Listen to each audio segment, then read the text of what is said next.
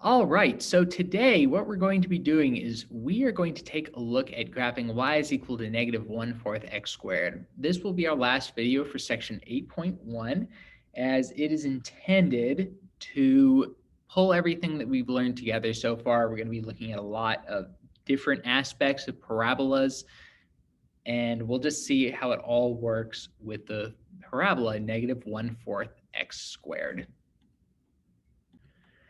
So the first thing we need to do is we need to go ahead and graph our parabola of negative 1/4 x to the second power. And I'm going to accomplish that by first beginning with our vertex. And as we've seen thus far, our vertex always begins at the origin of our graph.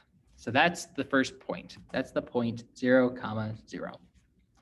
And we're going to begin there, and then we're going to apply our 1, 3, 5 rule in order to generate additional points for us to graph.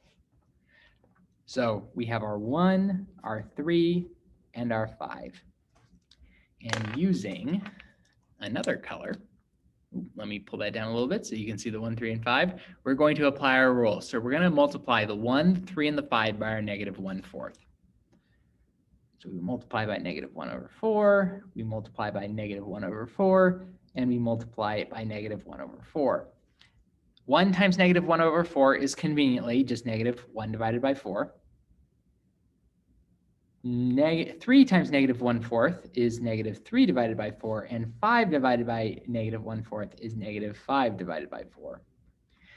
In addition to that, I'm also going to include the decimal forms, because as you can see on our y-axis here, we are using decimals, and we're going actually by 0.025 or 0.25, because each of these boxes is a quarter of the way from 0 to 1 down here. So that gives us a negative 0.25 here, negative 0.75, and a negative 1.25 here. And applying this rule means that from our first point, our origin, we need to go over 1 unit and down a quarter, or negative 0.25. So it's over 1 and down a quarter. And we also get to do that on the other side as well. So over 1 and down a quarter. And then here we need to go over 1 and down 3/4. So we go from 1 to 2 and then down 1 to 3/4. We do the same thing over here, over 1 and down 1 to 3/4. And notice that negative 0.25 minus 0.75 is negative 1. So that is what we should expect to trace down to. And for our final point, we need to go over 1 and down negative 1.25. So we go over 1 and then down 1, negative 1.25, which unsurprisingly gets us to negative 2.25, as 1 minus 1.25 is negative 2.25. And at this point, we have a pretty solid parabola that's available to us. So I'm going to go ahead and trace in the parabola freehand, and we'll see how I do. We need to go like this, connected to the points. Well, that side looks okay, although the pen didn't draw on part of it. And on the other side, I would say that's one of my better parabolas I've drawn. So we've managed to get the parabola drawn in, and we've already written our point 0, 0 as our vertex. Another way you could have graphed this is you also could have set up a table. And if you had set up the table, it would have looked something like, it's a good spot for it. If we had set up the table, it would have looked something like x, y.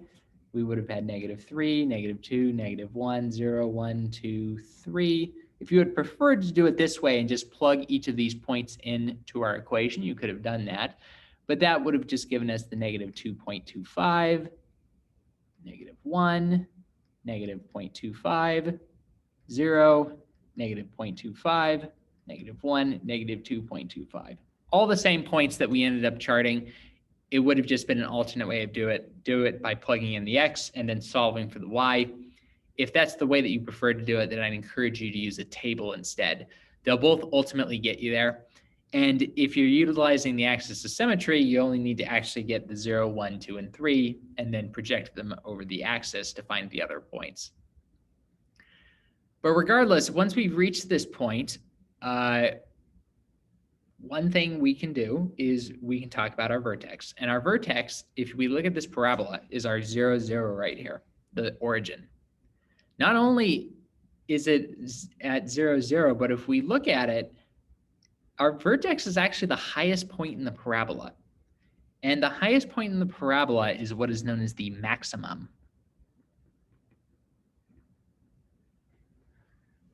Not all parabolas have maximums. Only the ones that open down, like this one, has a maximum. If it opened up instead, that vertex would be the lowest point, or the minimum. And the fact that our vertex is our maximum is intimately related to the range of our parabola. So let's think about our range over here. Our range. Our range is in reference to the y values. And as I just told you, the parabola reaches its apex, or its highest point, at the vertex here at 0. And if we're thinking about our y values, that means that the highest y value is at the vertex. Because if we go in either direction, the y values are just going to get more and more negative. So our high point of the y value is at 0. And if we think about, well, y cannot get bigger than 0. Another way of saying that is that our y must be less than or equal to 0. Just when you thought it was safe to forget chapter 2, it comes roaring back to us in talking about range. And since we're talking about range, we should also spend a moment talking about domain. And domain in these parabola problems, I imagine much to your enjoyment, is always the same. Our domain is all real numbers, meaning we can choose any value for x, and that input will satisfy our equation. It will go in and spit something out. So our domain is going to be all real numbers. That's what that funny looking R symbol means. It is the all real number symbol. So we've talked about domain and range, and the next thing we're going to look at is increasing and decreasing. Although in order to do that, there's a very handy thing I'm going to use to divide our parabola into two parts. And that very handy thing is also related to our vertex, although unlike thinking about the y value of the vertex as we were before, because that's where the 0 came from, it's the y value of our vertex. Now what we want to think about is the x value of our vertex. And the x value of our vertex is the axis of symmetry. And the axis of symmetry in this case is 0. So x is equal to 0. That refers to a vertical line that passes through the point x equals 0. So I'm going to draw this purple line on, just like one of our school colors. There we go. So that should be clear-ish. With the purple arrows at the very least, let me try and color it in a little bit more so it's a little bit more obvious we have a purple line there. I get for using something so similar to black. All right. That looks a little bit more prominent now. So you can hopefully see the purple line. Essentially, it just runs along the y-axis. It's actually congruent with the y-axis because the y-axis is defined as a line that's x is equal to 0. But as you can see, this perfectly divides our parabola into two separate and congruent or symmetric halves. I mean congruent in the sense that you can lay them on top of each other and they would fit perfectly. And if we want to look at these two halves, you'll find that there's a particular behavior that will occur if you're moving in x values from left to right. So if we're moving from left to right on this in terms of our x values, we're going up. So this is the half which is increasing. And it's increasing as we go up and up and up, and then we hit the vertex, and look at that, we start going downhill. So as we go down here, this is the part which is decreasing. Our y values are getting smaller as the x values increase. On the other side, as our x values increase, meaning they go to the left, our y values are increasing. And this is one of the key differences between a graph like this and one of the ones we've seen with an a value that is bigger than 0, is that this side, when it opens up like this, has the decreasing part on the left and the increasing part on the right. By contrast, the increase is over here and the decrease is over here. The last thing I want to talk about is the transformations that we're experiencing here. And I'm going to talk about the transformations in terms of sort of splitting apart our a value.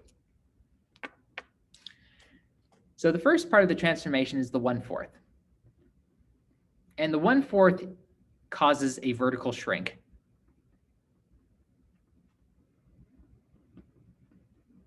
The vertical shrink is described relative to the parent function, which is y is equal to x squared. And that means that this can be thought of as being wider or more smushed down, if you want to think of it as actually being a shrink. In this case, it's actually smushed up because it's upside down. But it makes it essentially more smushed because our y values have all been made smaller by multiplying them by 1/4. So that is our vertical shrink. The other thing that's going on, and this is from the negative symbol, is the vertical reflection. And this is a reflection which occurs over the x-axis. So previously, if you think about the parent function would live up here. But since this function is down here, relative to the parent function, which is up here, this is a vertical reflection. So it's reflected over the x-axis. And those are the two transformations which is going on in this particular parabola. So as you can see, graphing one of these parabolas is not significantly different than graphing any of the other ones. We just need to apply our 1-3-5 rule, multiply by our a value, and then plug in the points or plot the points. Alternately, you can just plug in x and y values and plot them that way. So far, all of our vertexes have been 0, 0, and all of our axes of symmetry have been x equals 0. The domain has also been the same for all of them, but there are still a number of changes. Our transformations are different. Sometimes we have a vertical stretch or shrink. Sometimes we don't. Vertical stretches, just to remind you, is multiplying by values which are between 0 and 1, or between 0 and -1. Those are all vertical shrinks. If it's bigger than 1, it's a vertical stretch. And a vertical reflection is multiplying by any value for a, which is less than 0. So any negative number, the negative part of the number you're multiplying by is the vertical reflection. One thing that does change, in addition to the transformations, is our range. The primary thing that changes in the range is the symbol that's used here. If the graph opens down like this one, our range is less than or equal to the vertex's y value, which was 0.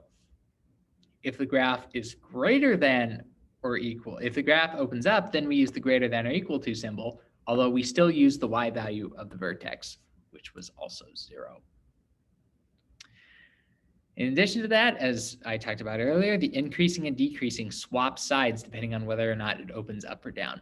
Although this is not something you need to memorize. You just need to imagine that you have a point that's traveling along the graph and just see, traveling from left to right and see, all right, is it going up? Okay, it's going up on this side. I get up here, oh, it starts going down. So that's the increasing and decreasing halves. And the axis of symmetry, I already said that was the same. So I believe that covers all of the new stuff that we have learned about parabolas. We'll continue to learn more things about it in the subsequent chapters. But hopefully this has helped to firm up your knowledge of the many, many, many parts and attributes of parabolas we have learned thus far.